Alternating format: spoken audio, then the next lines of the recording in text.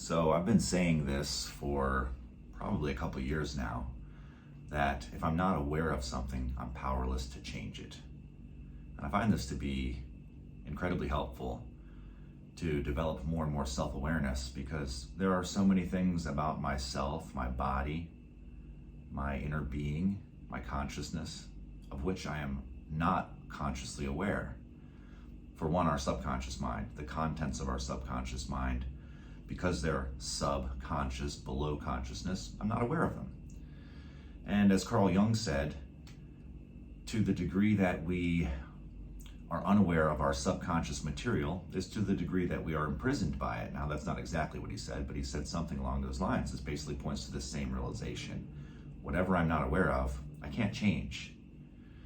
And so this recognition has been incredibly helpful. For one, I'll just go into a couple examples, is with posture. And most of us have really poor posture. Almost everyone has poor posture. I myself, for many years, I stood and sat and just lived with my shoulders slumped, and I was not aware of it. This is kind of my normal posture. And it doesn't look horrible, but it's not great. But when the shoulders are set back in their sockets, the energy can flow a lot more easily, and it brings a sense of self-dignity, I guess we could say. Yeah, there's a sense of dignity that comes with having correct posture, as well as being connected with parts of my body that if I'm slumped, there's tension, right? There's contraction. There's oftentimes really deeply unconsciously held, bound up, knotted tissues. And when we have that kind of tension going on inside the body, it's like we're not really aware of what's inside that tension. It's so tight, we can't get our minds in there to release it. And often over time, that whole area of the body just becomes like a lump of tissues that is sort of fused to the rest of our body.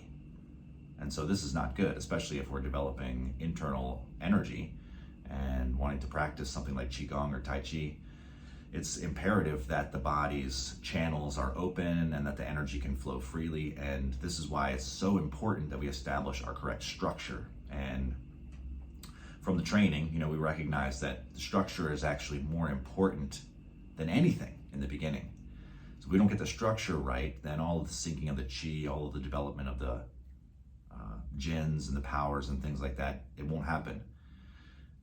It'll actually, over time, make us even worse, because we'll be stacking more and more weight onto these parts of our bodies which are so bound up, and it just adds more and more pressure, more resistance, and over time it gets worse and worse and worse. And we've seen this, and many old people are unfortunately shining examples of this fact, and they'll be walking with a cane.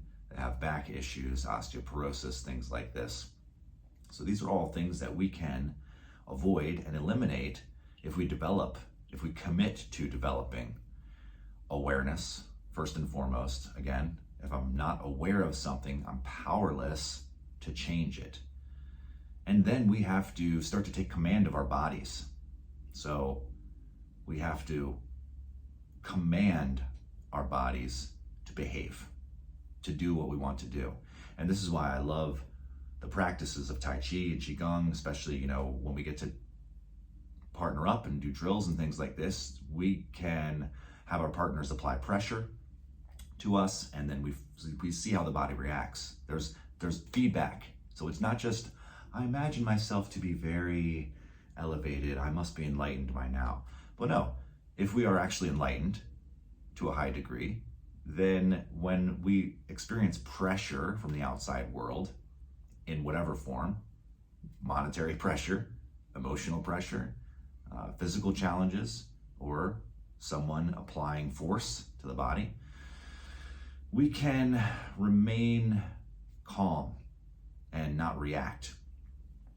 And we can also start to see, what is the body doing, and is it tensing up when I experience this?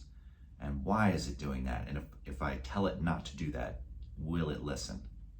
And most of the time in the beginning, it doesn't listen. It's like we're asking it to do something. It must be capable of doing it. It's our body. And yet we don't have the command switch. We don't have the power. So again, developing and increasing our level of self-awareness of the body through posture is incredibly effective. So yeah, just last night, one of the other guys here who was training is an expert at what he does, and he actually helps people with their posture as they ride horses. And he just pointed out a couple things to me as we were walking along, kind of made a little adjustment in my abdomen and lower back, something I was not aware of. Of course, when I'm doing the standing practice, I'm much more attuned to this, but just, walking around in daily life, I recognized such a massive shift, such a difference in the way that I felt connected to everything below my diaphragm, just from making this so subtle shift. So I say all that just to encourage you guys to keep practicing, keep developing more awareness, and just recognize that, developing and increasing our self-awareness, not self-consciousness, right? Not this like sort of neurotic way of criticizing ourselves and being afraid of how we're going to be perceived and all these kinds of things. That's self-consciousness, not self-awareness. Self-awareness is just recognition, being able to see clearly what's going on. And so keep the practices up. I wish you well on your journey, and I look forward to connecting in the future. Keep that one thing in mind though. Awareness is the key to change, to transformation. If I'm not aware of something, I'm powerless to change it. All right, I'll see you guys.